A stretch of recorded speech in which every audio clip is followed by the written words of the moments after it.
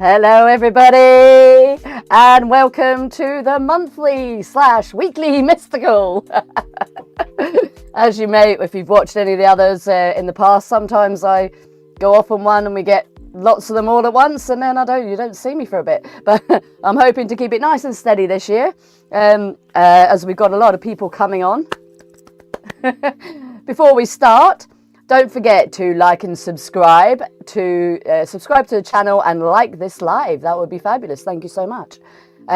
We have got the fabulous Mark Olly this evening, and I'm so excited. I'm looking at the wrong bit again, so you'll have to excuse me. I'm always looking at the wrong bit, so it looks like I'm actually talking to myself here when I should be looking up there. Do it all the time, so please ignore that. So Mark Olly is coming on. We will be taking questions, so as soon as you've got a question, please fling it in the chat, and if I keep going like this, it's because I'm putting the chat onto the screen. So please do put your questions in. We'll start off with a little chat with Mark first, and then you can fire away to your heart's content. It's going to be fab this evening. I'm looking forward to this so much. Okay, so where are we going to go from here? We are going to turn off my little background music. There we go. Nice and quiet. And we will now introduce Mark Olly. Yay! Big round of applause. Oh, maybe if he's coming. Oh, and I have to do it that way. One. Ooh, there we are. There we go. I was just hiding in the electronics. There you go. In the ether, hiding away there. There we go. Right, I'm just going to put the comments on already. Okay. There we go. So we got the comments on so I can see. So when we get a question, I'll pop it up on you. Should see it on the screen, I'm assuming. I will follow your lead. Follow my lead. Oh, God, I wouldn't follow me. Okay, so it's all about magic this evening. Yes. And when we were having a little private chat there earlier, it was we were just saying he's going to upset a few people apparently. So bring it on, get your questions in. Could be one of those. Yeah, could be one of those evenings. Yeah. Okay, let's start. So I would seriously like to start with your books. So I've got them all. I've got them all on my wish list. Hey. I'm going to leave in the description box in the live. I will put all the links to Mark's books on there. So please do. Well, obviously when we finish this recording, I'll do that. Please do go onto Amazon or wherever it is you want to buy them from and grab a book. So I want to start with the Green Man because I thought, wow, okay, this is. I don't know too much about that kind of magic, like the witchy kind of a magic. You can correct me there. The restoration of the oldest religion on planet Earth. Far away on Mark. Right, okay, well, I started off as an archaeologist. I just started off kind of wondering what this little chubby green face surrounded by leaves, stuck on people's garden walls were. I just kind of wondered what that was all about. And obviously, like you say, having, studied the craft years ago, I just knew that it was a, symbol of fertility. It makes your garden grow, brings all the wildlife in. You've got all these kind of, you know what I mean? And then I read an article in an archaeology magazine in 1994 that basically said, and this is Lindo Moss, Alderley Edge, Cheshire, that when he, as a Celtic sacrifice, was sacrificed, they'd analysed his skin and discovered that he was painted from head to foot in copper powder. Now, if anybody knows anything about copper, when you melt it, it goes gold. When you grind it up, it's gold. When you paint it on your skin, it goes green. Everything it touches, it turns green. Anyone who wears copper bracelets knows. Yeah. It all absolutely goes green, yeah. And I read that and I just thought, well, blow me if that isn't the world's first green man. We've actually got a man and he's green and he's been dumped in water. So you'd imagine the face disappearing into water. You'd see the leaves kind of swirling around him. And I thought, right, okay, that's the darker side of the green man. There's human sacrifice here. It's Celtic. It's pre-Christian, pre-Roman. It goes right the way back. So I thought, right, I'm going to nail this. I'm going to find out how far back it goes. So I did over a long period of time. I did it as a PowerPoint for about 10 years on and off. And I've managed to get it all the way back to Babylon. So about 7,800 BC. Wow. And it would appear that it is consistent. You can trace this character, this thing called the Green Man, right through nearly 10,000 years, and it only disappears with the invention of printing. As soon as they started printing books in the 15 and 1600s, they could say whatever they liked, and they could regulate the information that was coming out. And all the information, because believe me, there's a shed load of stuff I've not mentioned there, all that information vanished. It just went. And I'm thinking to myself, well, in terms of, the death of information, that's quite recent. 400 years ago. It's only yesterday. And then the Victorians kind of resurrected this kind of Walt Disney bag of nonsense version of it. And that's what we're stuck with now, with this chubby face stuck on the wall that makes money for garden centres. Honestly, the book, short, sweet, to the point, punchy, it's dead straightforward. And it's written in sections based on the passage of time. It's full of those moments when you read something, and the light kind of comes on over your head, it goes bing. So those kind of light bulb moments, it's full of those. I had loads of those writing it. And I know lots of people since who've read it have come back and said, oh yeah, what you said about this, and then they've got off on one and it's taken them somewhere else.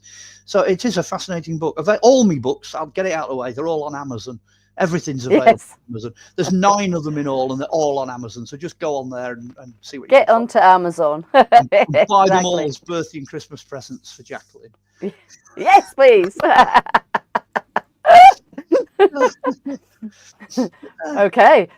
On to the. I want to have a quick one about the next one. The I'll help you out. All right. The Polychronicon of Merlin, Joseph and Arthur. All that big word means is that it's a chronological history. It's a medieval term for, basically it's written in diary form. So it's written from the oldest through to the most recent. It's a nice little small book. It's 488 pages long. It took 45 years for me to write. And if you want to know the truth about King Arthur, and I mean absolutely the blunt, this is what we've got. That book will pretty much nail it for you. We've got Merlin, and he's the druidic side, and I think I'm fairly confident when I say every single classical reference to druids is in the first section, the Merlin bit. You can't do Arthur without doing the Holy Grail. All the Monty Python fans out there know that we already have one, but never mind. You can't do it. You can't do Arthur without the Grail. That's Joseph, because he's responsible for the Grail. And no, it's not the Glastonbury legend. Honestly, it's more than that. There's a lot more going on there. And then, of course, you've got Arthur himself. He forms like the rest of the book. So it's kind of a game of 3 halves, if you like. It kind of goes that way. But then there's a couple of other chapters, because people are going to sit there and they're going to go, well, you can't possibly know anything about this. There's no information, this, that, and the other. And I had somebody actually do this. They'd read 1, 2, 3, and 4. And then he apologized when he got to chapter 5, because the entire of chapter 5 is nothing but source materials. Page after page after page. Forget the idea of it being any kind of a list of reference books at the end. It describes exactly the development of the Arthur legend, literally book by book, source by source. Because I thought people are going to pull the face at it and say it's all nonsense and legend and what have you. But it's not. It's true. There's enough evidence to support the fact that he really existed. So yeah, that was just a little something I started back in 1977, So dash out and buy it anyway. It's well worth it. Oh, and if you do buy it, buy the hardback. I keep telling people we get less money as a publisher off the hardback, but it doesn't matter, because the hardback is a better book. It's solid. It's got more space around the page for you to write notes. And because it's hardback, you can actually go off and quest on the back of it. You can go and find things. I don't hide where anything is. If I know where it is, I'll tell you. Brilliant. Yeah. Oh my gosh. Right. Well, there's 2 books I really want. Oh, great. Yeah. So let's go into the into Magick itself. So okay. I don't know if you can hear my dog. Apologies if you can hear the dog barking. He knows I what's think that coming. was Amazon, not with your book, unfortunately. Oh. Okay, so right, so we'll start with what kind of magic that you are have been into or you're currently into. Well, both. Right, okay. In the beginning, it goes back a long way, mainly because I'm old. And really, my magical path started in when I was 7.5, back in the 1960s, when I saw a ghost. So my first ever encounter with anything that you could, vaguely describe as magical, set me off down that avenue, looking at, things to do with ghosts and spirits. And because I was a, growing lad, I developed an interest in everything. So I discovered I could do tarot cards really well. I discovered that a Ouija board doesn't really like the person using it. I'm rubbish, absolute rubbish at scrying. Forget scrying, nonsense. Can't use a mirror, can't use a crystal ball. There's just too much going on. Do you know what I mean? It's just too busy as a road. So from experience, really, as a teenager, I just kind of, learned stuff, loads of stuff, lots and lots of stuff, which was helped by the fact that by the time I got to 8 years old, which was only about 6 months after I'd seen this ghost, I actually met a friend of mine's grandparents. Now, I'm going to be slightly non-specific here, but they lived in a local village to where I live here, a little village called Gratnall. And unbeknownst to me, they were one of the covens that was outplanted by Alex and Maxine Sanders, which everybody in Cheshire knows. Everybody knows that. They used to meet at Alderley Edge. They used to send coach loads of tourists out there at Halloween to try and catch these guys out. Honestly, it's well known. It's Cheshire history, Cheshire folklore history. Anyway, one of the guys, the older guy, actually kind of took me under his wing because he realized I had some potential. So you would think that the whole of that time, from me being sort of 8 years old right through to being nearly 16, all of that, what I was being fed was effectively Alexandrian.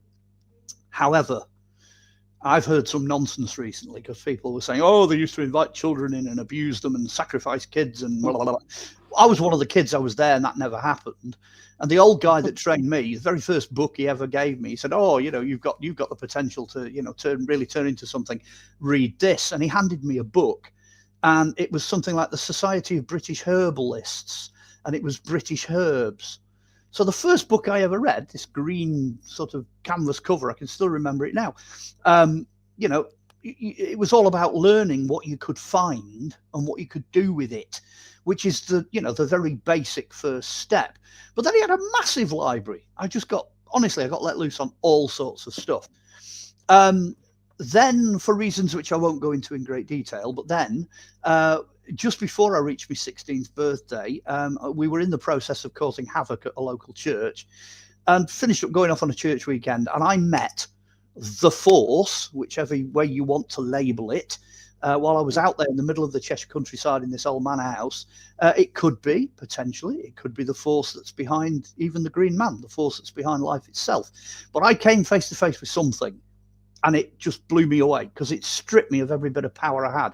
And I'm just sat there in the middle of nowhere thinking, what have I just done? What the hell's going on? What's happening here? Because I was quite a bit of business by that time.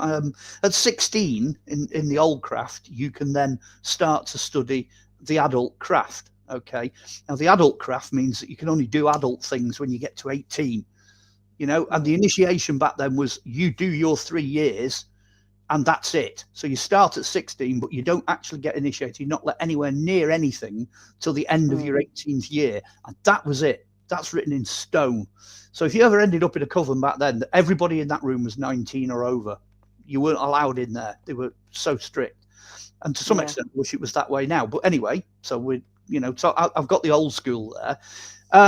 And then effectively I got converted because the guy who was running this weekend said, well, if this thing, whatever it is, wherever it is talking to you, why don't you talk back? So I did. And in the middle of a church service, I vanished. Not physically, but I just was not there for 20 minutes. And when I came back, I was whoever it is I am now, or whatever it is I am now.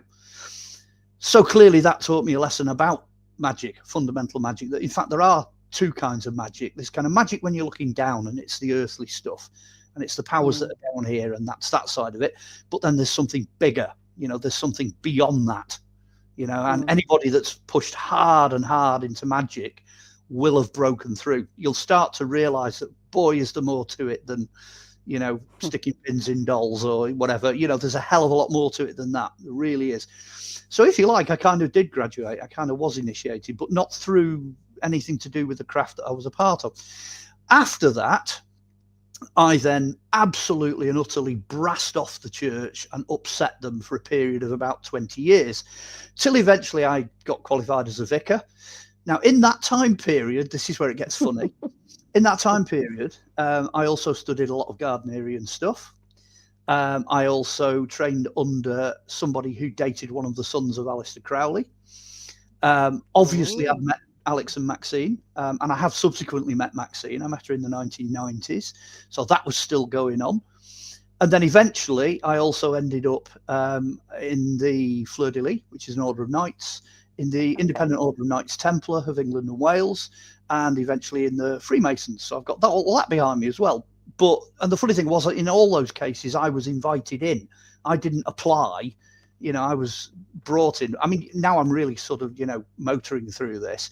So I'm qualified as a vicar. I'm qualified as an exorcist. I'm still reading tarot to this day. Don't ask me what the hell I am. I haven't got the foggiest idea what kind of label you're going to stick on me there. I have my own TV series. Let's go to the TV series, because you've got this guy. He's dressed in black. He's wearing New Rock boots. He's got a big black hat for all the world. Looks like Odin. I was watching today. Yeah. I did that on purpose. Anybody that knows anything will take one look at that and just go, magic, you know, guilty as charged. That was like 6 years of me playing about with ITV Granada's money, you know, doing things that people on TV are not allowed to do, can't do, are in many cases are impossible. And that kind of proved to me that what I was doing was what I thought I was doing, and that's, you know, the push and pull of reality.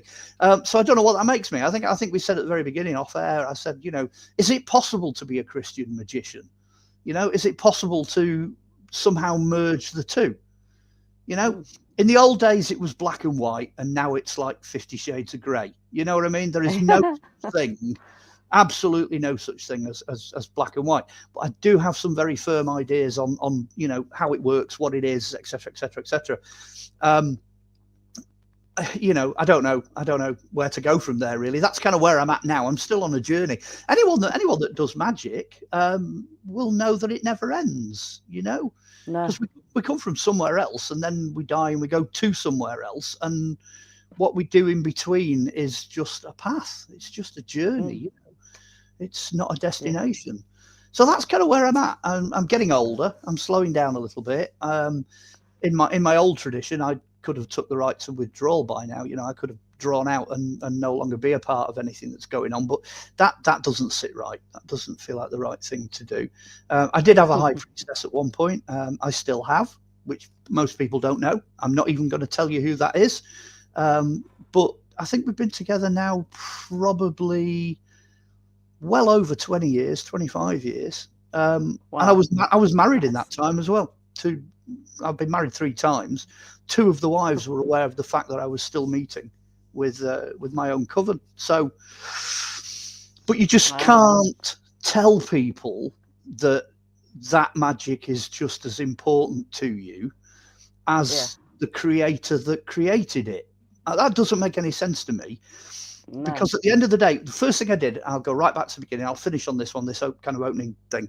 First thing I did was when I picked the Bible up, because I'd never read it. You know, I'm 16. I'm looking at this socking great big thick, you know, tome, and I just picked it up and I went, oh, it's a book of shadows. It's the greatest book of shadows ever written. It's 3,500 years of people's experiences. You know, and I didn't read it as a Bible. I just read it as a book of shadows. You know, if it says you can do this, why the hell can't you just go and do it? You know, that was my attitude. So, you know, I guess I'm a product of what happens when you decide to read the Bible like a giant magical spell book. Exactly. Yeah. Well, apparently Jesus was a magician. So there we go. Whoa, wait a minute. The oldest archaeology in the world that relates to Jesus is a cup, and it came up from the bottom of the sea just off the coast of Alexandria, and scratched into the surface of it in Greek, it basically says exactly what you just said. Jesus is my magician. That's what it said. Oh, wow. So there you go. all rests on Yes. your definition of magic. You know, Yes, it does. what you believe is If you magic. look at, if you can't read the Bible as a book, you have to decipher through everything in it, which is a bit like a lot of the other books, I suppose. But yeah, but that's just full of secrets and all sorts, Well, you isn't can it? imagine me with, like, nearly 10 years of occult training. I get hold of it and I'm like, yes, I'm really going to get stuck into this. Boom. I mean, I've read pretty much everything else as well since. I've read all the apocryphal books and bits and bobs and Okay. dozens and dozens and dozens of other spell books and all sorts of stuff. So I'm fairly widely read. I've got 10,500 books sat in the other room. So that helps. Oh, wow. Okay. More than us. So we got our first question, Mark. Are you ready? Yes. So this is from Matthew. Maybe I should have read it first. Oh, it's a good question. But here we go. So would you say that the blending of magic and Christianity is a rediscovery of the early church Gnosticism and modern religion has lost its way by the repression of the early Gnostics? Well, there's a dead simple answer to that, because I have read everything that has survived from the Gnostics in its original form. So I've read the Dead Sea Scrolls and Hamdi Library, things like the Gospel of Judas, etc., etc. The problem you've got with that is something that Aleister Crowley was a dab hand at, and that is mixing the truth with something that's utter nonsense, so that only the person that knows what's true is actually going to understand what they're reading. Yeah. So the biggest problem you've got with the Gnostics is they were absolute masters of doing that. So you can imagine they're writing in, archaic Hebrew, which very few people can read. Then we get the dodgy translations, because they're all dodgy unless you can read Hebrew. And then it eventually comes through into English, so it's not just translated, it's transliterated. And, by the time, I mean, I've read some amazing books on the Gnostics that have been written very recently. And there's a lot of people out there that are, Gnostic resurgence people. They're like modern day Gnostics. Gnosis, the key is in the name. What you're doing is you're seeking knowledge. And the early Christians, because that's one of the main elements in the question, the early Christians were doing exactly the same thing. They were seeking knowledge, but, and this is the key, they seemed to know how to find it. They knew, like the wood from the trees, the wheat from the chaff. They knew how to find which bits were the right bits. And that is a real key to magic, actually, generally, right? It doesn't matter what path you follow or what you're reading or, what book of shadows you've got or grimoire or whatever. You've got to be able to sort out which bits are the right bits and which bits aren't, And again, is it earthly bound? Are you looking at mucking about with stuff down here and powers down here? Or is it bigger than that? Are you dealing with something that's, extraterrestrial, dare I say it, celestial? What are you dealing with? In the magic. So the answer is really that yes, I think there was a lot more magic in the early church, but I'm not entirely convinced by modern day Gnosticism. It might end up ultimately to be a distraction.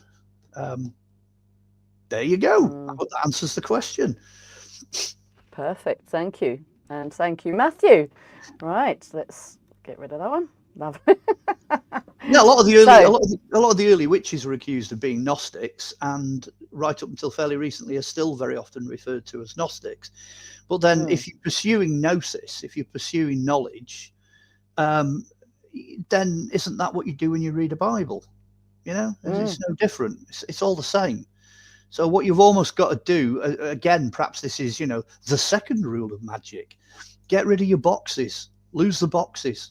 Don't ditch the definitions, Don't be prejudiced against what you're dealing with.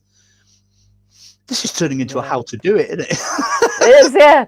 It's kind of open your mind and just let everything in, rather than thinking, no, hang on a minute, this can't be right because... I can't possibly read that because it's Islamic, or I can't possibly read that because, it's not my path. That nonsense, rubbish. It is nonsense. Nobody's got the monopoly on truth. Nobody. No, exactly. That's true. That's true. About the third rule, right? We're up to 3 rules now. Yes, we're doing good. We need to get the rule book out. So, connections with archaeology and magic. Whoa. Yeah. Don't even know where to start. I can give you a good example. I'm 14 years old. I'm a volunteer digger. I'm working with a unit out of Liverpool. And I got onto this archaeological site because I walked up the local canal, walked onto this archaeological site, which turns out to be, are you ready for this, the biggest ever monastic dig in Europe. What? It's a Knights Templar site founded by Hugh de Payens in Britain in 1127. And I walked straight onto it, past the security dogs, past all the security blokes. I avoided the cameras. I dodged the barbed wire in the lookouts, and I just walked straight in. And I wandered around the site, and this site director bloke, who happened to be the first guy that asked me what I was doing, said, "What are you doing here?" I said, "Well, I'm kind of interested in archaeology." He said, "Well, considering you managed to get in, here's a trowel. Get in the hole." So I started on that. It's Norton Priory. It's only down the road. I was on that dig for probably 6, 7, maybe 8 years in total, on and off. Oh, wow. And it was Templars. It was Knights Templar. There was one point when we had 163 skeletons exposed at once. It's the old way of doing things. They just did the whole Abbey. They did the entire Abbey building inside and out. They just did it in one go. That was it. And photographed it all and recorded it all. And, and I'm literally, my hands are in the dust of these guys, and because I was into all the magic and stuff like that, I can feel it. I can get a feel for this, and I kind of know it. It becomes literally part of my DNA. I'm excavating some bloke's rib cage, dusting my hands off, and then eating me butties. So goodness only knows what's floating around inside me. But how could I not get interested, from something like that? That's crazy, yeah. The power of the place, the sense of the place, and that's followed me right up until, and one of the first international ones I ever did, I was asked to go out as a British archaeologist on a tour of Egypt. And the whole thing, all the temples we did, right the way down from, the third cataract of Aswan, all the way down to Cairo, it was something spiritual at every one, without fail. In fact, I do a talk called Spiritual Archaeology, which people might remember from me doing it live. And honestly, you can't not be that way. You've got to have that dimension. Really, if you're going to do archaeology properly, if you just do it as an academic exercise and part of the building trade, then you're not really going to pick up on anything. But most people, almost 99% of anybody that's done archaeology will have encountered something and felt something, and it's the past. It's in us. Wow. So I don't know if that answers the question. It kind of does. It kind of does, yeah. Okay, Matthew's got another question. As an archaeologist, what's your view on the work of John Anthony West and others on the hypothesis of an ancient civilization? Could modern spiritual knowledge be a rediscovery of this lost knowledge? Well, the answer is yes. It's the shortest answer in history. Of course. There you go. Yes. I mean, John Anthony West is only the latest of a whole batch. I mean, you've had your Andrew Collins and your Graham Phillips and your David Roll, and the list just goes on and on. There's my library's half filled with these guys, and to be honest, they are making genuine discoveries. There's no doubt about it. They are. And some of them get forgotten, like the Australian guy Ron Wyatt. I mean, he was an amateur, self-funded archaeologist. The stuff he found. So hats off to these guys. A lot of Göbekli-Tepe now as well is being excavated, sort of, kind of off the record, if you know what I mean. There's nobody really famous involved in that one out in Turkey, but it's getting done. That's the point. It's getting done. So more they dig up, the more that what's in that question becomes true, and that is ancient civilization.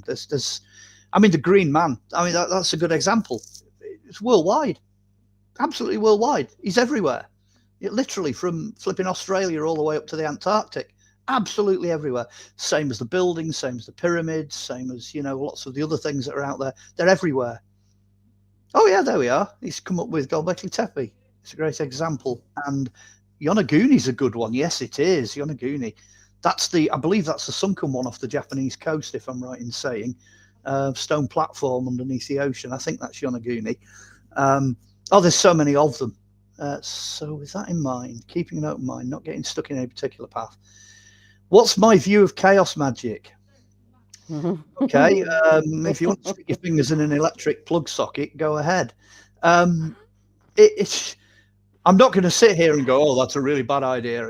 Don't follow Cthulhu. I'm not going to sit here and say, don't do it, whatever you do. Because people will. And it's a valid point. Let me make a valid point here. If you read the scriptures, then God Almighty says, don't do certain things.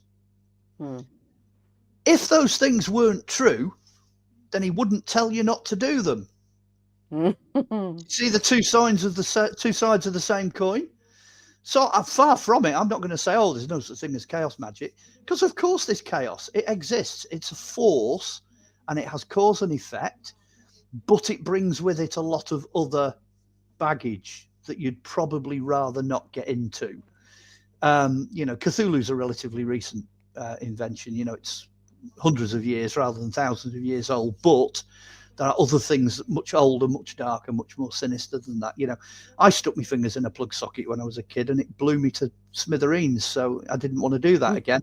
I've spoken to a lot of chaos magicians who are of a similar opinion. They've run across difficulties. There are other ways of magic.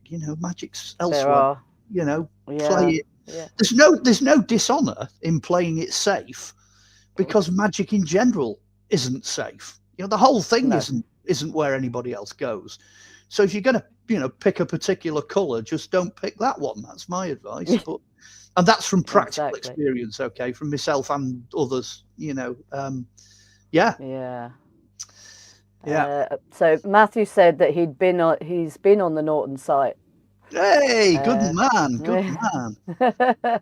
It's not as spectacular as it was. I mean, obviously, when they were first excavating it, nobody knew what was coming up next, But trust me, as far as the Knights Temple are concerned, it's unique. It's Welsh, and it's the beginning of a style known as Romanesque. So it's unique in the entire world. And the rumour has it they had a piece of the True Cross as well, which was the Cross of Refuge for Wales. They kept it in the Mary chancel at the back that was sealed. So, quite a hefty sight, that one. Here we go. Do you want me to read this one? Or? Yeah, you can read it. I'm not going to bother babbling myself. You just read an answer. I'm not used to because everybody can see it. Everybody can see it on screen, so it's okay. I once saw that from a great scholar, Randall Carlson, that Halloween was once a worldwide festival to commemorate the lives lost in the Great Flood, but culture had mutated it over time. Wow. I only go back as far as All Hallows with Halloween. Even in the witchcraft traditions, they view Halloween as a pagan festival that was Christianized. That would only take it back about 2,000 years. So I'm struggling a bit there. Randall Carlson's a heavy hitter. He's a really good guy, but every now and again, I'd love to see the evidence to back that up. I'll tell you why. There are two problems with Randall Carlson's assertion, and I'm not saying anything against him because he does have a lot of good stuff. Number one, the calendar has not stayed the same. So that's it. Boom. Whatever 31st of October is now wasn't 31st of October as recent as 200 years ago, because the whole calendar's moved. The whole thing is a complete and utter cock-up. Honestly, it's nonsense. The only one that's ticked away with reasonable regularity is the one that the Jews follow. And I think that's about 4,900 years now that it covers. And that one really hasn't changed a great deal. And the other problem you've got is, so the next argument is, why don't we just follow the stars? Why don't we follow the sun, the moon and the planets and, turn the clock back and there you have it. They haven't stayed consistent either. So how anybody can take any, quote, festival and pin it past, more than, say, 1,000 years, you're struggling. You really are struggling. So I take that factually, scientifically, I take that as a bit of a stretch. Okay, he has a great YouTube video on it. I will check it out. We'll have to have a look. Right, well, I've got a question. I'm doubtful on that one, but go on. Okay, I've got a question for my husband. I've got to ask it. Well, I think it is. Let me just double check that he's not asking me to do dishes.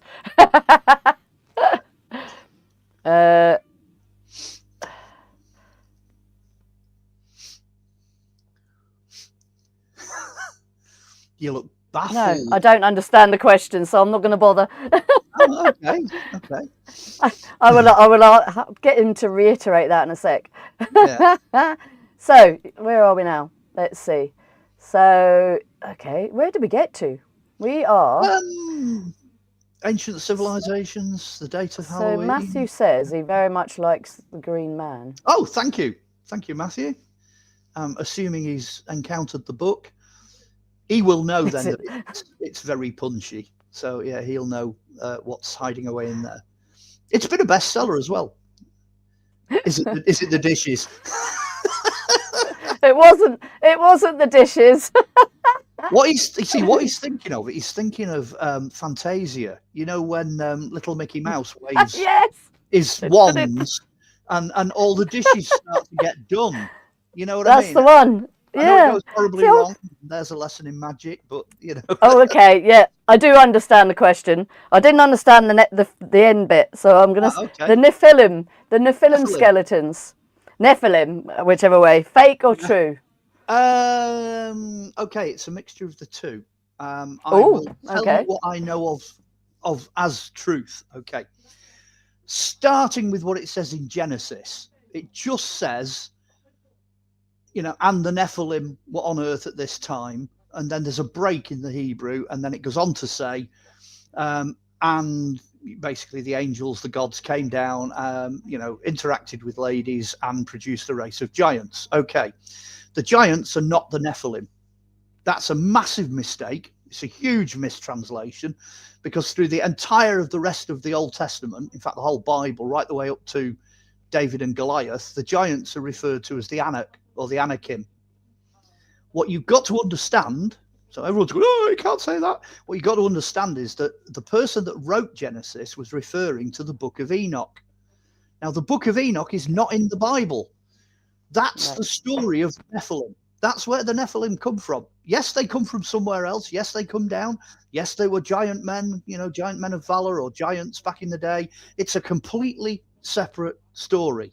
So forget this idea that, you know, somehow they bred with, you know, human women and produced this race of giants. Forget that. Knock that out of the way. What you're actually talking about is something closer to Atlantis, you know, pre-deluge civilizations.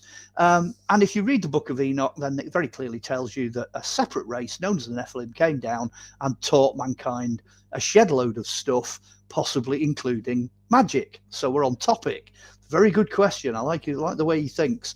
In terms of what they found, in terms of what they discovered, there's some pretty old copies of the Book of Enoch. So there's not much doubt that that is an old book. It's 2,000 years or whatever. So that's fairly valid.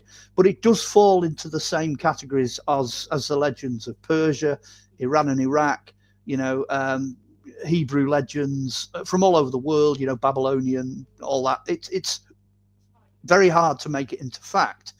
And this idea now on the internet that, you know, you've got these carvings of enormous people stood next to little people, again, that's a misunderstanding, because in hieroglyphics, the most important and the most prominent person is shown as the largest, and the less prominent person is shown as the smallest.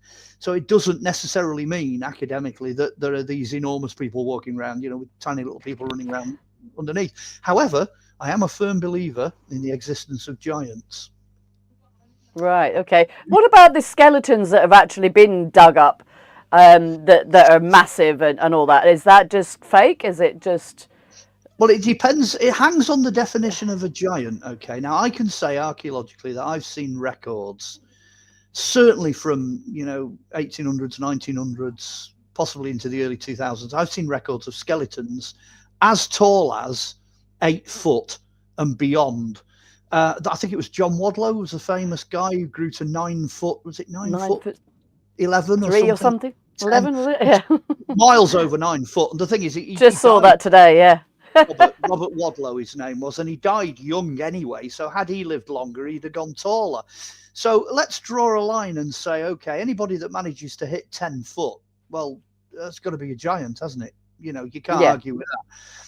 The thing that becomes difficult is when you start converting cubits into feet and inches, because cubits it's a biblical measurement, and you've got giants that are there that exceed 30 foot. So these are big. They're 3 times plus the height of Robert Wadlow. They're huge, enormous. Well, my conclusion is, number one, they've got to be a species. And number two, archaeologically, I do think that a lot of their remains are covered up. But most of what you get nowadays is CGI. Okay, that's the sad part of it. That is sad. They're just filling in the gap. You know, I mean, I'll give you an example. There was a book, it was a magazine. I was reading a magazine back in the 1980s. I think it was about 1983, 1984. And in Saudi Arabia, they'd excavated a site where they'd come out with these huge coffins that were tiled all over in blue tiles. And when they opened the coffin, the body cavity inside exceeded 30 foot. And there was a whole burial ground full of these coffins. That was reported once, and then it vanished. Now, doesn't surprise me one bit. That particular one, I think, was real. In Saudi Arabia, archaeological sites are sacrosanct. You can't go anywhere near them. They tend to shoot trespassers on site. So, you know, the mere fact that news report came out was a miracle. So I do think they're out there. I do think there's evidence, but it's very difficult to find the real deal. Really hard, sadly. But I think they were a species. I think they were an actual separate species. When you read what the Bible says about them, they end up with like 6 fingers and 6 toes, and they begin to degenerate. And you know, you can see inbreeding happening, and you can actually see the degeneration. You can follow the sons of Anak as they degenerate until eventually they get wiped out by the Israelites. You know, which was just one particular branch, but they're no longer with us. It was only about 1,600 years ago. It's a real shame. No, it wasn't. Sorry, no, it wasn't. 1,600 BC. 1,600 BC that happened. So it's just a shame because, you know, they could still be with us. Wow. Which actually, funnily enough, it might explain how some of these ludicrously big buildings were built. You know, if you've got Bob who's 36 feet tall and he can pick up a 40-ton block, you know, you just call him over, tell him where you want it. Yeah. So exactly. I mean, that is a myth in itself. How did they build the pyramids? So it's just crazy. How could they actually have done that? So yeah, I mean, I've watched a few, you know. Well, the magic side of that and the mathematical side of that is vastly more interesting than how they actually physically stuck the thing together. Once you start digging into it and you see, you know, what they were messing about with it, it gets interesting, really interesting. Yeah, definitely. What does Matthew's on a roll tonight. Thank you, Matthew. Okay. Interesting. If the military have had encounters with giants, then they're tending to keep very quiet about it. That's all I can say. As I said, I mean, there's, you know, the Maasai in Africa grow regularly between 7 and 8 foot tall. I've excavated on archaeological sites skeletons which exceed 7 foot, and a lot of the skeletons that are over 7 foot are knights. You know, they're medieval. They were wandering around as medieval knights. Very occasionally, you might get something like that occurring on a Roman site, because they brought people from all over the world, you know, to fight with the legions. And it's very clear that there were some pretty big guys back then. You know, one of the Roman emperors, I think, was estimated at being well over 8 foot tall. He was a huge guy. So history isn't quiet. You know, there's a lot of, you know, 8 to 10 foot tall people in history. Whether any of them have survived or not, I don't know. Maybe not. The military do tend to keep a lot of things quiet, as in. Yeah, I think they do. Yeah. So, connection between the the little green men in the sky and magic? That's my question. Okay, it's a good question. I think I said this actually. I've done a few UFO interviews recently, and I said one man's little green man is another man's angel.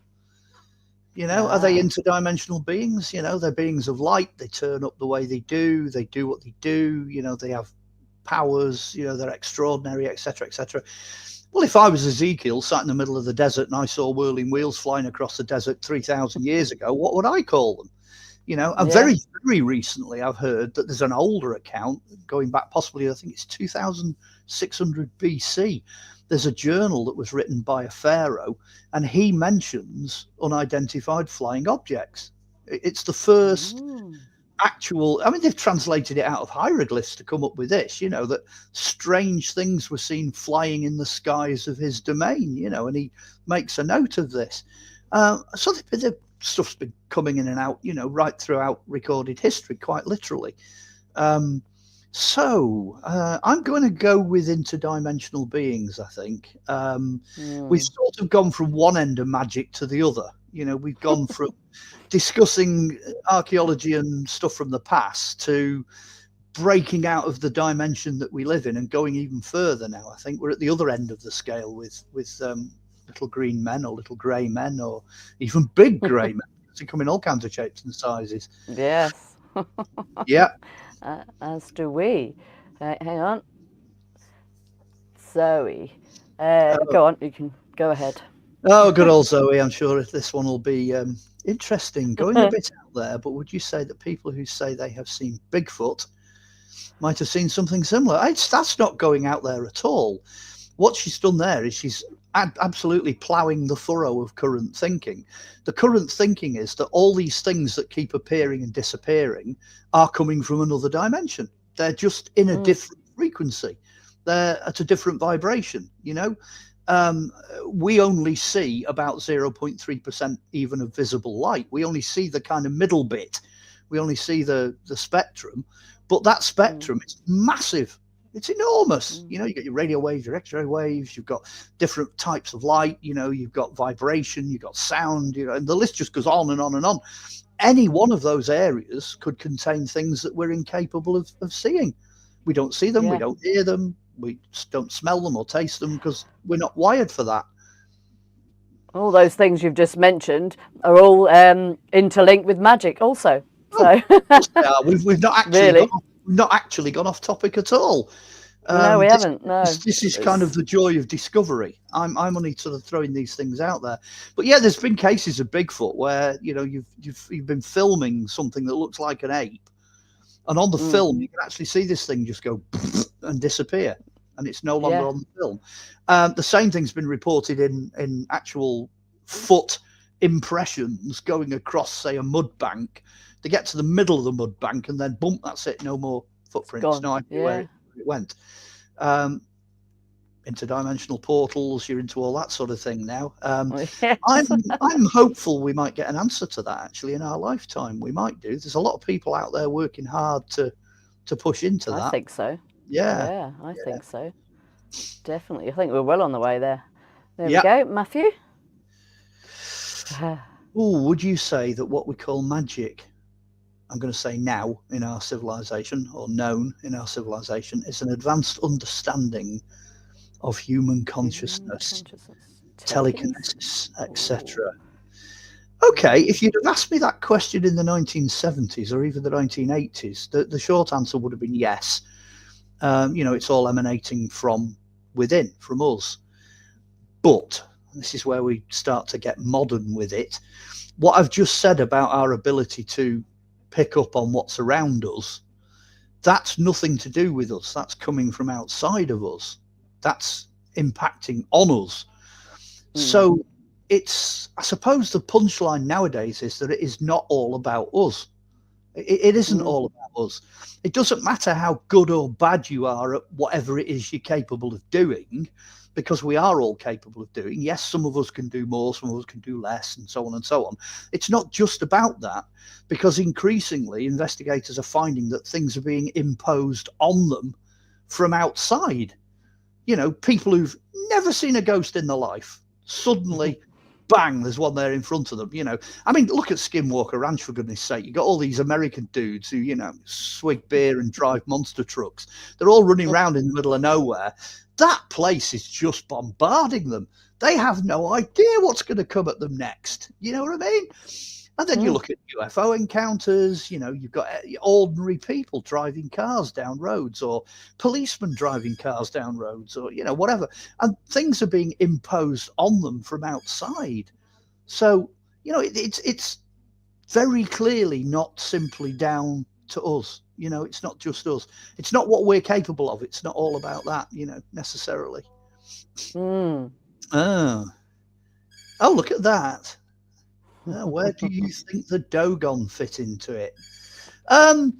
Yeah, trust Automal to come out with that one. The Dogon are interesting because I rather favour that they are inheritors of ancient knowledge. I think their tribe knows things and have known things for a very long time. Whether or not it comes from aliens, or whether it's a survival from previous times, because in prehistory everybody seemed to be focused on what was going on in the heavens, what was happening. So when you run across things that are star patterns or planetary patterns, or anything to do with that, the first place I would look is previous civilizations. Is it something that's been passed on from a previous civilization?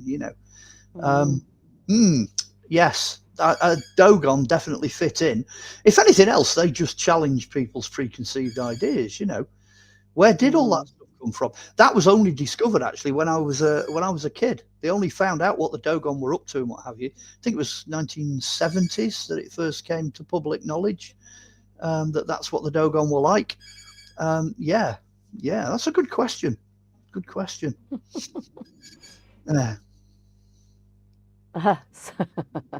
Okay, nice one, Zoe. Yeah, I've known for a long time. I've got another one from Paul. It says, talismans read book that said, if making talisman, don't do it when the sun and moon are in the same house. Any thoughts on that? Wow.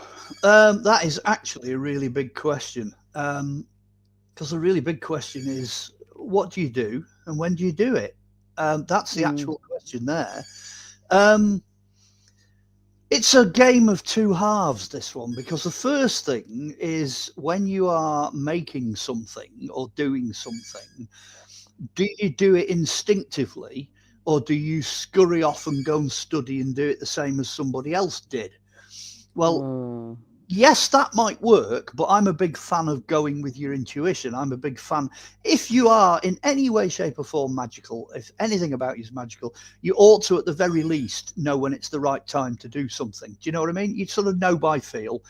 And then you need to sort of know, with what's available to you, what to do.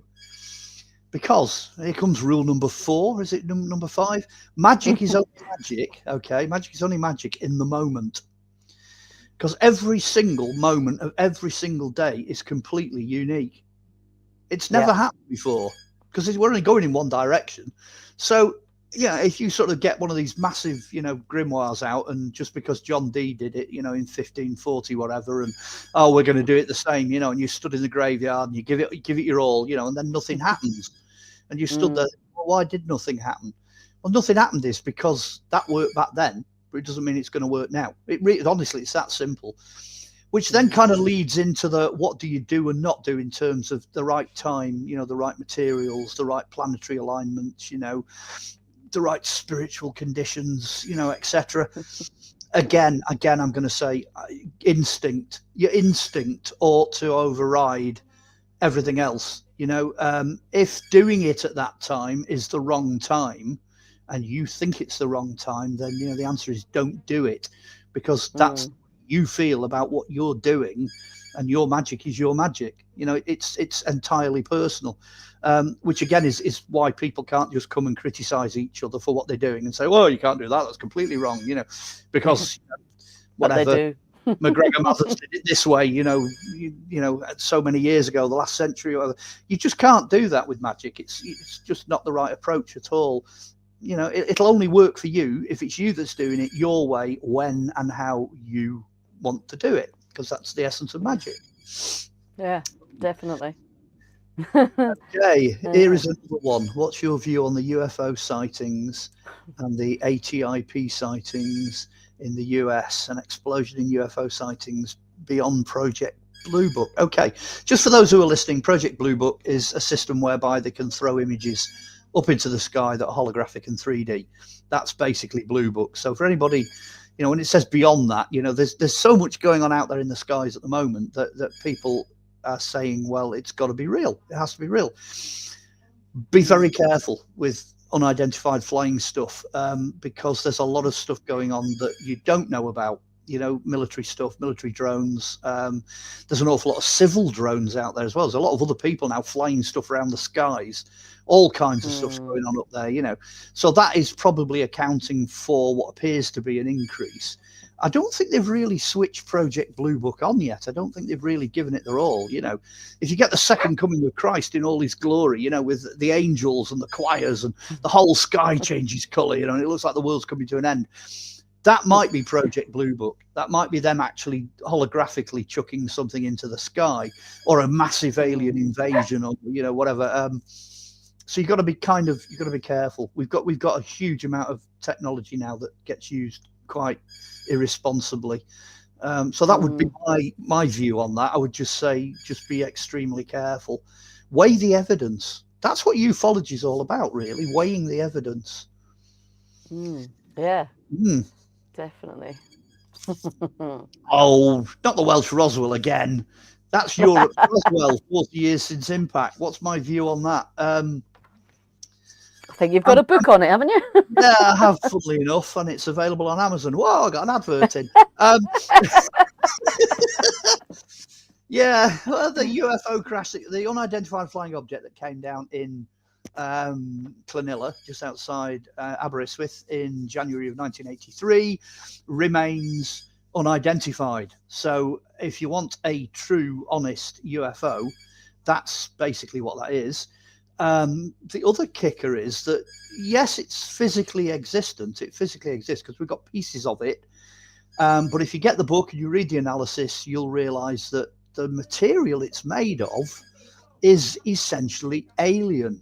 So the question there is it one of ours because we back engineered it, or is it one of theirs because it crashed when it wasn't supposed to? And I always like to make the point, you know, the whole universe is made up of the same materials. So even if it's aliens, even if it's from another dimension, it's still only got the same materials to play with.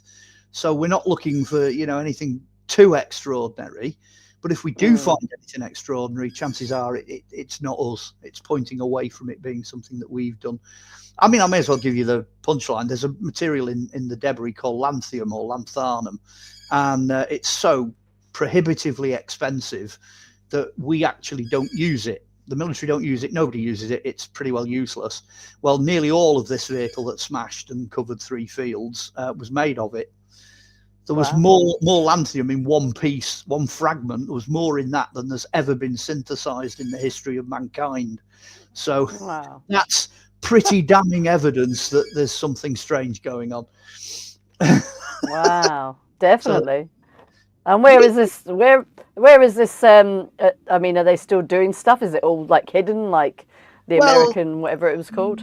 Yeah, basically it ran the same way as Roswell. Basically, that's why we call it Roswell, because they did the same thing. They covered up, retrieved everything. Only one newspaper article, only one set of witnesses. You know, didn't want to know. Every time it's mentioned, it just gets blanket bombed. You know, it's that kind of thing. They really, really didn't want you to know. Freedom of information, absolutely no use whatsoever. So yes, it's kind of in the same bracket, if you like, as Roswell, except there are about 6 or 7 pieces of it out there, owned by a certain person who keeps it in secure storage away from where he lives, and it's in the public domain. We've got it, so that's what makes Roswell the book quite unique, because it's hard stuff. Solid stuff. Yeah. Another book to my list. Right, hang on. There we go. Zoe. Digs, etc. I'm not sure about the connection between on all your time on digs, etc. What are your thoughts on big cats living wild in the UK? Okay, the fact that I do archaeological digs and stuff like that hasn't really impacted on my opinion on big cats. But again, the answer there is yes. I think there are big cats out there. In fact, I know there are big cats out there for a fact. I accidentally ended up with one as a pet because. Well, it's an interesting story. A pedigree Norwegian forest cat, a norsk scow cat, was accidentally impregnated by a Staffordshire wildcat. So clearly the Staffordshire wildcats are still out there, and it produced 4 kittens. And for quite a long time, I had one of those 4 kittens, which grew to about 3.5 stone in weight, which is the size of a small child. It was absolutely enormous. Unfortunately, they were genetically incompatible. It died age 6.5, which was a real shame. Absolutely beautiful, beautiful animal.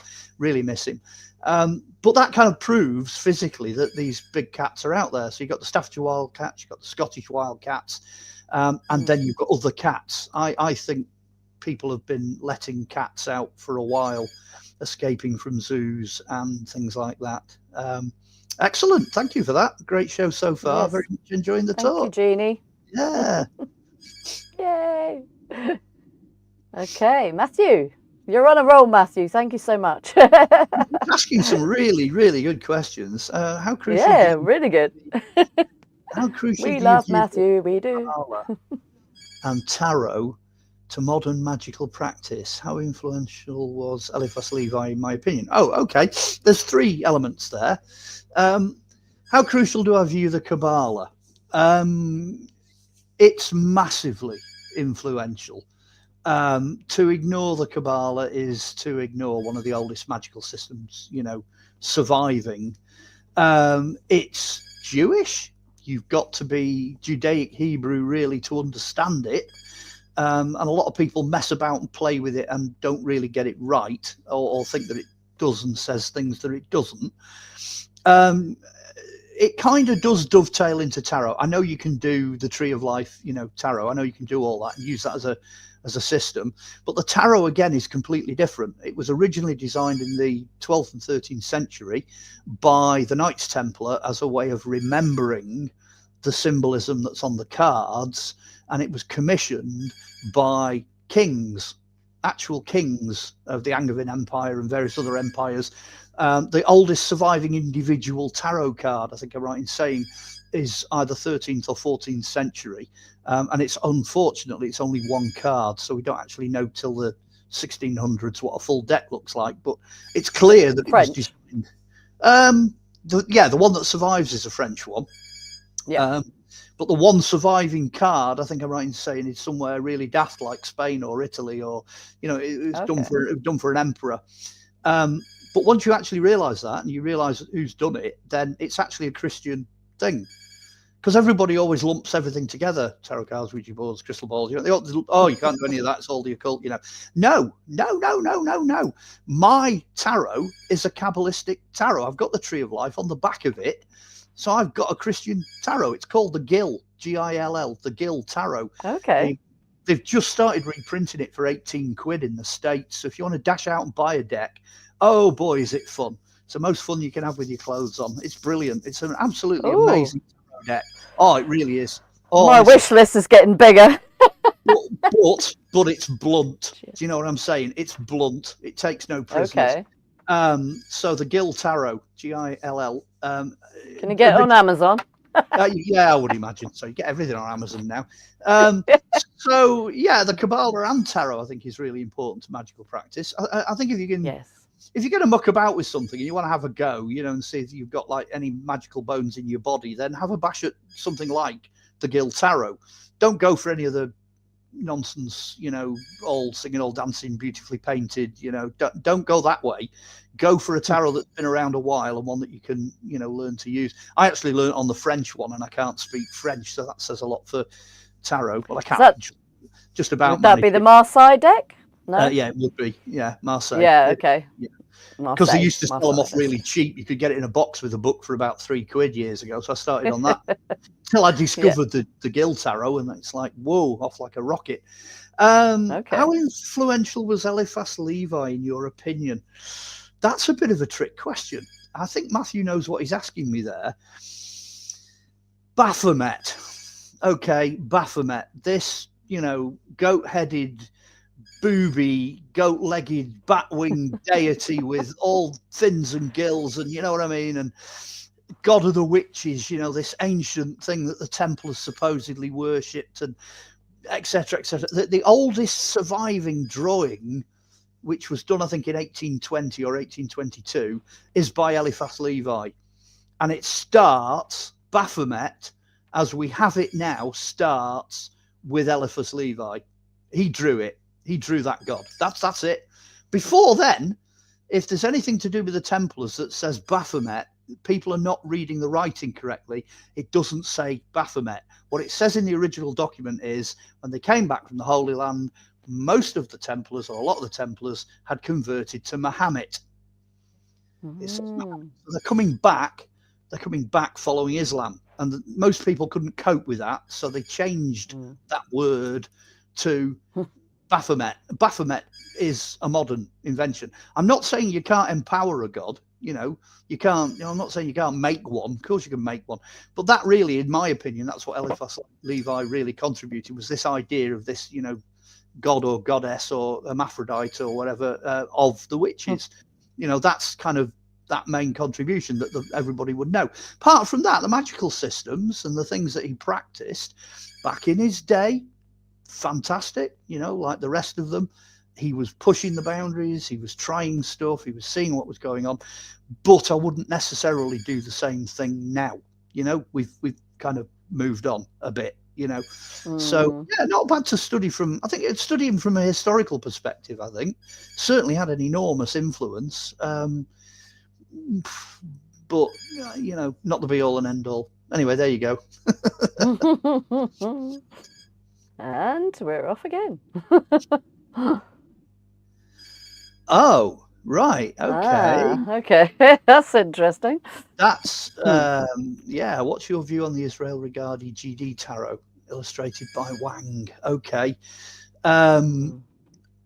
I struggle, I'll be honest, I struggle to read some of the tarot decks because for me, they're not intuitive. They don't really, they're not where I'm at. I don't just look at them and go, yeah, I know exactly what that means.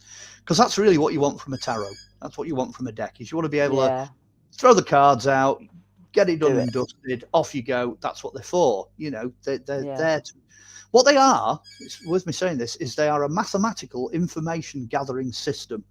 So what they do is they turn the chaos, which life is, which we can't always comprehend because we're just not that multidimensional. They turn all that chaos into something we can focus on, and then they deliver a message. That's their purpose, is to drag everything down to something that we can actually read. That's what they're for. And in some cases, they won't necessarily tell you what you want to know. They will tell you what they want you to know. It'll give you a message that comes from elsewhere, one way or another. So back to the question, that's not an easy tarot to read, and it'll only appeal to certain people. Only certain folks are gonna get it. It's not one I'd use. It's not one I'd choose to read, but it's a good tarot. Don't get me wrong. It's a good one, but I'm gonna stick with Marseille. I can read a couple of the witches ones. I can read. There's a Druid tarot I can read. Obviously, Rider-Waite's my favourite. Rider-Waite, I can rock that one. Marseille, I can do that. There's a whole smorgasbord. I like Marseille too.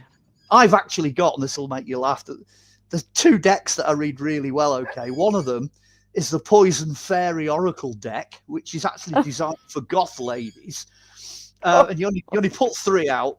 I'm trying to remember the lady that does it. I think it's called the Poison Oracle Fairy deck. It's an oracle thing anyway. There's about 3 decks. Okay, there's 3 different versions of it, like deck 1, deck 2, deck 3, because they're oracle cards. It's got things like the Absinthe Fairy in it and all this sort of stuff, and they work. They're brilliant. They're absolutely brilliant. But The other one that I can read, which she's recently done, is the Alice in Wonderland deck, because I used to collect Alice in Wonderland books. I only live about 3 miles away from where he was born. So, so literally the answer is each to their own, you know, whatever it is you know, it's the spot. I couldn't get on, I couldn't get on with the soft deck. I mean, I just thought, what? Yeah, it's funny actually, because the higher the Magic deck, the harder it is to actually read it. Yeah. Yeah. It was a bit like, what's in your head? Yeah, what is going on? What's all that about? It doesn't even, it's just really annoyed me, that one, actually. And I got it for Christmas, which was even more upsetting, because I couldn't understand it. I collect tarot, actually. I've probably got about 70 decks in all. And the funny thing is, I only use one. I just use one. Exactly, yes. There you go. My collection's going slowly up. I'm definitely getting that one anyway. Right, so sorry. I forgot. Sorry, Autumn. I forgot to say that she said thank you for a comment from earlier about the Welsh Roswell, and I missed to put it up. So my apologies. Great. We've done that one. Where are we? All the way down here. Oh! Here we go. And it's flying. What would you? Where we've done that? I can say try not to miss anyone. I'm trying very hard. Luckily, it's not too fast. We haven't got thousands online yet. Next time. Carl asks Mark's thoughts on religious sightings such as Fatima or places such as Roswell Chapel. Okay, that's a big subject. Obviously, Fatima takes us into the realms of the Catholic Church, and that takes us firmly into the realms of religious experience. And I am mostly in favour of that being a genuine thing. I think it is possible.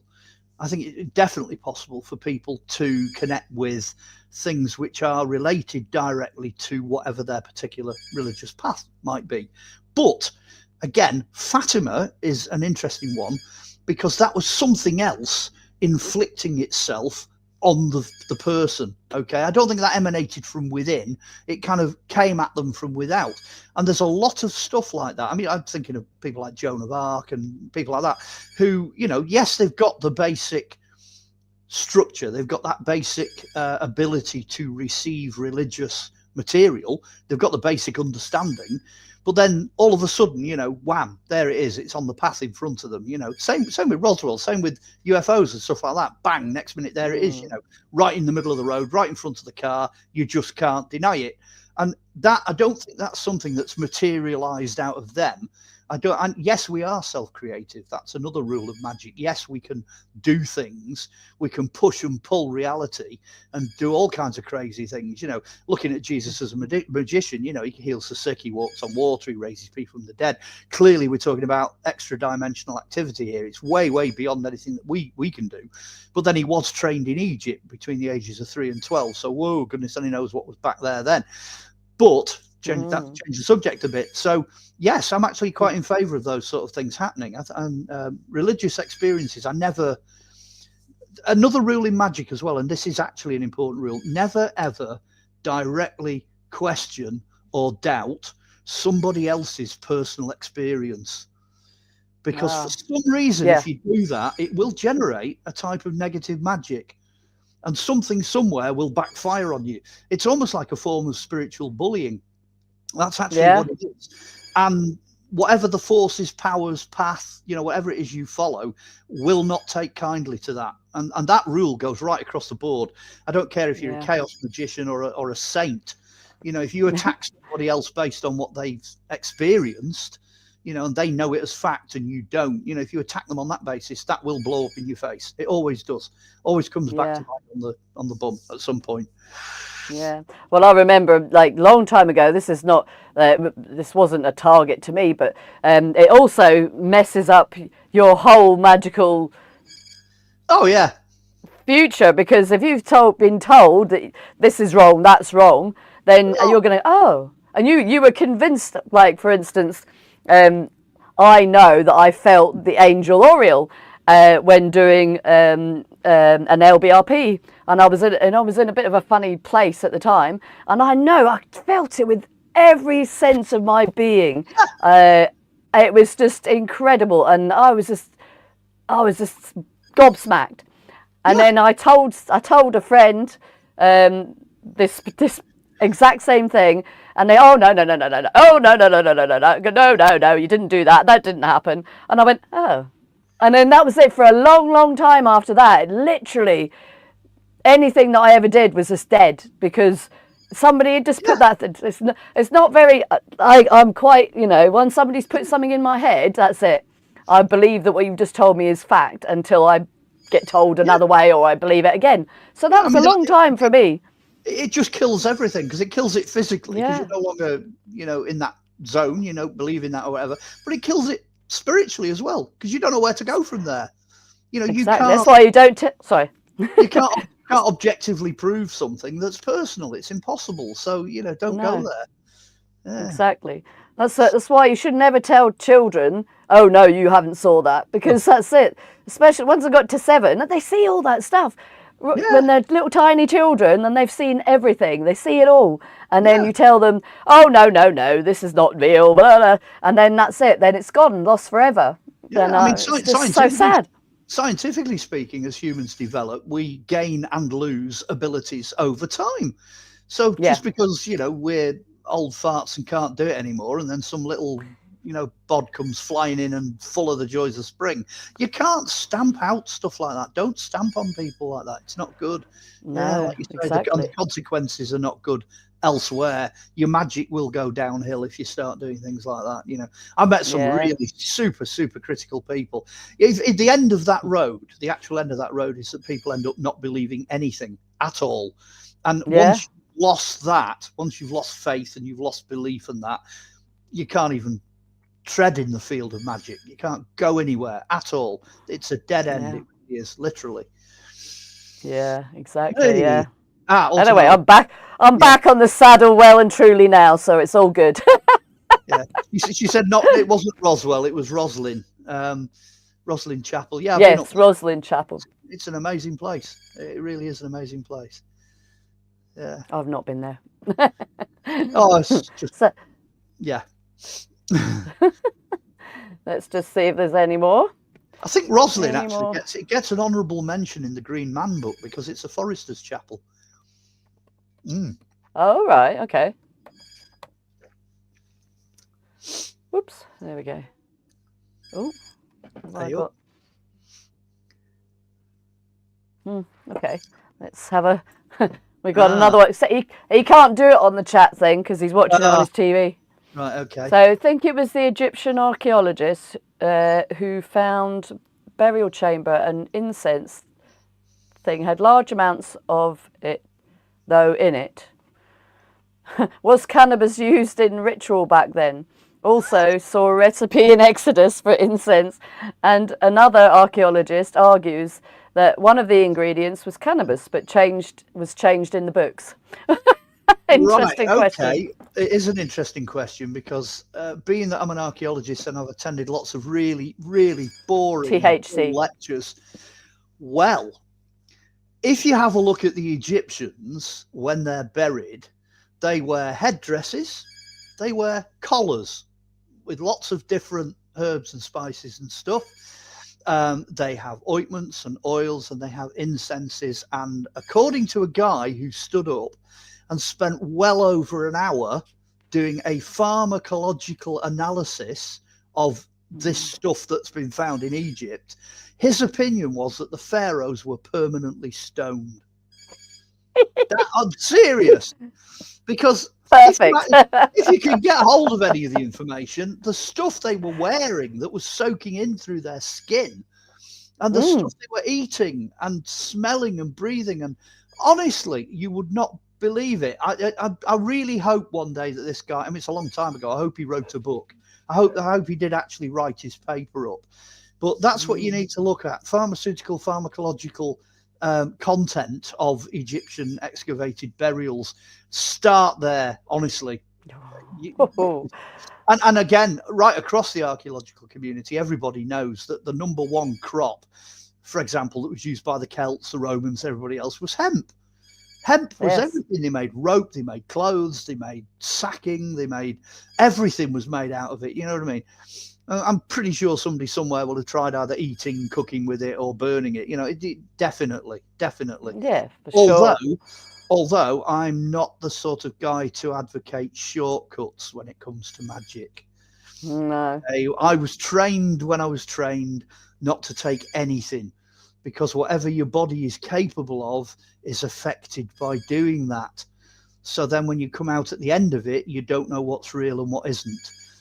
So that's True. a really interesting approach. If you want real magic, if you want the kind of magic that, you know, sets fire to things, you know, the proper boom, full on, you know, smoke and meteorites and all the rest of it, bolts of lightning. If you want that, don't mix anything with it. You know, don't put anything else in the mix at all. In fact, the true magicians would do things like fast. You know, they wouldn't eat. I mean, I tried. Yes. I didn't eat for about 2 or 3 weeks, and I came out the end of it. I hadn't lost a single pound in weight. You know, it's things like that. You learn by experience, you know. Yeah. I read a scientific thing actually today. Fasting rewires your brain. Your brain actually, you know, sorts itself out and rewires if you fast.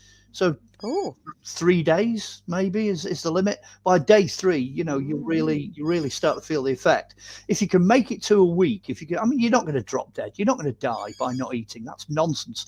Your body doesn't even finish digesting its previous meal for 3 days. So you're not out of the woods till 3 days have gone. So have a crack at it for a week.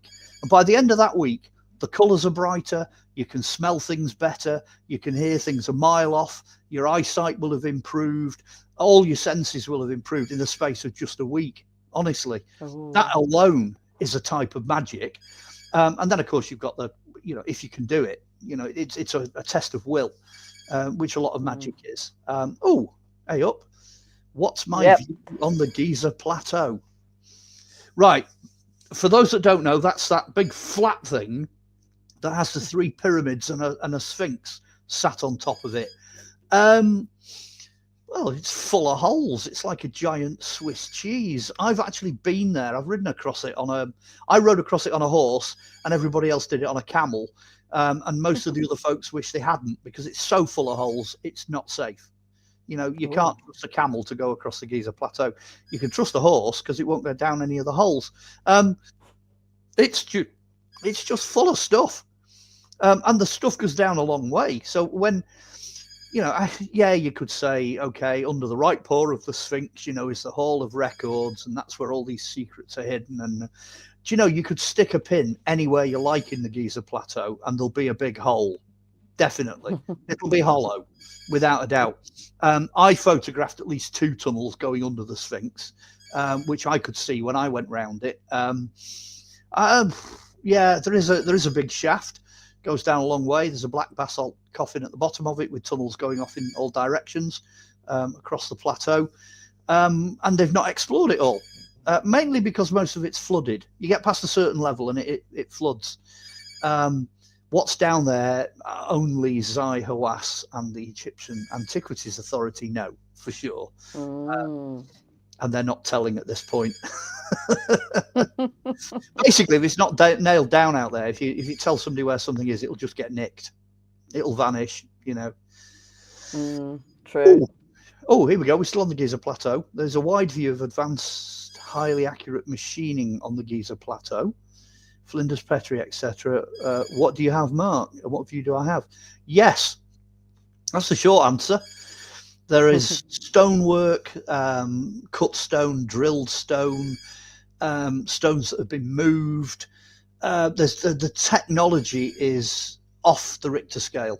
It really is. There are things that they were doing that we literally can't do. So the answer to that is yes. You know, the biggest crane on planet Earth can't move a statue that's half the size of the statue of Ramses that they've got out there, let alone shift the statue itself. And there was one of these statues that's 36 foot tall and weighs goodness only knows how many tons. There was one in every temple. So they just didn't just do it the once. They were just flying bits of stone around like, you know, like it was a daily occurrence. You know, they weren't that bothered with it. So, yeah. Hey, up, Matthew's been in the Great Pyramid. So have I. I've not been yet. Oh, what a place. I want to go. It's amazing. It is genuinely amazing. Yeah. I bet. Really want to go there. Oh, there we go. The accuracy of alignment of the pyramids indicates a highly advanced mathematical understanding. Well, it actually goes a lot beyond that. Not only do they actually align with Orion's belt, which was the Graham Hancock thing, he found out that the planets all align. They're not the only ones that do. There are at least 3 or 4 other sets of pyramids on the planet that all do the same thing. They all mirror Orion's belt.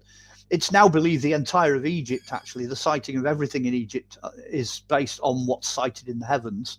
You know, as above, so below. Quite literally. But what really blows my mind is by computer, if you calculate the entire landmass, the entire dry surface of planet Earth, and then you go east to west and you go north to south, the point at which that landmass crosses is the Great Pyramid of Cheops on Giza. So it's actually the literal physical center of dry land on planet Earth. Don't ask me how they knew that. Oh, the great belt around the planet. I presume he means the Van Allen belts, of which there are 2. It's debris trapped in the planet's gravitational field, and it basically means that if they are telling you that they've shot things into space, they haven't. That's what it means, because there are millions of pieces of debris up there, and it only takes one the size of a very tiny ball bearing to blow up an entire spacecraft or satellite. They're traveling at 1,600 miles an hour, these fragments, and they case the entire planet. So the idea that you could shoot a shoebox out and drop it on the moon is utter piffle. It's absolute nonsense. And if you really want to be mind blown, there's pretty good evidence that Leonardo da Vinci knew that as well. The painting that was recently discovered, the Salvator Mundi, in it's a figure of Christ giving the blessing sign of God, and then on the other hand he's holding what they first thought was a crystal ball. What they've done, the art authorities have analysed that crystal ball and discovered that actually it's a glass sphere. It's a hollow glass sphere. It's an empty sphere, because it doesn't bend the light the way it should do, unless it's a bit like the baubles you hang on your Christmas tree, you know, a glass ball, which funnily enough were in fashion at the time that this painting was done. So that's what it is, it's a glass ball. But what Leonardo's telling you is that's us. He knew that we're a sealed entropic environment. Nothing gets in, nothing gets out. That's what it is. Now that's 500 years ago, and he put it in a painting. So if you understand how to read old magic, you understand what these ancient folks, old folks were saying, there's some pretty mind-boggling stuff out there. There really is. What gets me with Leonardo is he knew that he did 36 different sketchbooks, and only 18 of them have survived. Oh, what was it? Others? Yeah, imagine. Yeah. So Matthew's saying, now the alignment of ancient religious sites around the planet on an old equator. That's the idea of the planet and the poles and what have you shifting on its axis, which the planet has done, but I'm not sure you can date a religious site physically from where it is. He's partially correct. If you're digging up genuinely ancient sites, so now we're going into prehistory, talk about prehistoric sites, you can do magnetic testing on any material that's on the site that's burnt. So let's say you've got a fireplace. Basically, when something's melted, when it's burnt at that point in time, all the iron content will point towards magnetic north. So what they've done is they managed to work out where magnetic north was and when, and that will give you a date. Electromagnetic dating, they can do that now, but you've got to date it while it's still in the earth. You have to date it before you dig it up, if you see what I mean. So you can do it. You can date sites depending on which way they're pointing, but the more recent stuff, the surviving religious sites, it'd be a lot harder to make it happen on there. Probably what I mean is that should be that great, the Great Circle. Might need to be a bit more specific. Not really sure what he means by that. I'm sure he'll tell us. He might mean where they're sited, actually, where the sites are sited, because where they are on planet Earth, they do seem to be all in the same area, but that's more to do with the best bit of land to build on, if you know what I mean. And it does look like it shifted. I mean, you know, the Sahara Desert wasn't always desert and things like that, but that's more to do with cosmic impacts. I think meteorite strikes and what have you has moved the planet over time, you know, hundreds of thousands of years ago, if you go with that time scale. I think that's what's happened there. Interesting. We've gone a bit off Magick, though. We've kind of, you know, we have got a bit off Magick. I was just thinking, how can I bring this back? Fallen off the edge of the flat Earth with this, but anyway, go on. So we're concluding. I don't think there's any more questions. So concluding, what was our thoughts about all that lot? Wow. I mean, yeah, it kind of went full circle, up, down, and around the houses, really, didn't it? Yeah. I mean, I think I can confidently say that for anybody that watches this back, there's probably about half a dozen, possibly more, really good, solid bits of advice in there for anyone thinking about magic. You know, definitely the sort of the do's and don'ts. You know, you know, interesting stories and archaeology and history aside, I think we managed to stick to the theme. What's this? Sorry, yeah, we did. I mean, Mark, the advanced civilization passing knowledge of magic to us in the modern world. Well, that's an easy one. It's a good one to conclude on, because the short answer is yes. Yes, I think they did. I think they tried their best to create physical evidence that we could understand. You know, they sort of paid it forward, if you like, sent messages into the future. I don't know whether they knew that the only thing that would survive would be stone, but it looks like that's what they were trying to do. You know, with today's technology, we might be lucky and manage to understand it all eventually. Track it. Yeah, exactly. Yeah. Lots of symbolism in the stones. Yeah, for sure. Oh yes, and the further back you go, the harder it gets. But there you go. Yeah. It's been absolutely such a pleasure. I've enjoyed every single minute. It's been so much fun. Thank you so much, Mark. Thank you everybody who has joined us this evening. It's been fabulous. And I'm hoping I'll get you back on the show at some point, Mark. That would be fabulous. Absolutely. And if you get a cascade of responses after this, you know, then do part 2. Oh, yeah. Yeah. Oh, yes, for sure. Yeah, we'll do that. Thank you, Matthew. Yes. Right. Thank you so much. All right. We'll see you very soon then, Mark, I hope. All right. Thank you so much. Bye for now. Bye. Bye for now. Well, wasn't that fabulous? That was amazing. Thank you all for joining. It's been fascinating. We've been up, down, around the houses, everywhere. It's been really good. And we're definitely going to do something like that again soon.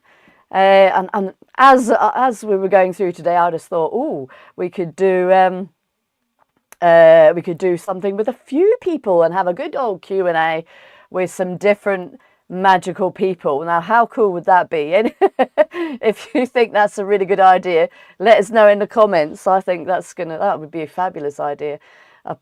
Absolute. Oh, just a bit late now for questions, right? Okay, thank you all for joining this evening. If you haven't already, please like this live. If you're watching the replay, please comment, let you know what your thoughts are. If you've got any more questions, like Mark said, put them in the comments and we will have part 2. Now that would be brilliant, right? Autumn says, great idea. I'm telling you, yes, I think that would be a fabulous idea. Let's get a few people on at once. Yes, we could have a proper old discussion. We'll have to get that one going. I will seriously sort that one out. Yes. Don't forget, please like, subscribe, share with everyone. It all helps the channel. The more you help me with the channel, the more people that will come on and chat with us, and the more amazing information that you're going to get. So please, we're going to try and grow this channel, and it's all for you guys. So please do it. Like, subscribe, share, everywhere. Right, I'll leave you all this evening. Thank you all. It's been a pleasure. And I just love doing this so much. I'm off for now, right? I'm going to go and finish my dinner that I couldn't finish. And I'll see you all soon on the next edition of, let me see, look. The next edition of the Monthly Mystical / weekly mystical, whichever it goes. Bye for now all. Love you all.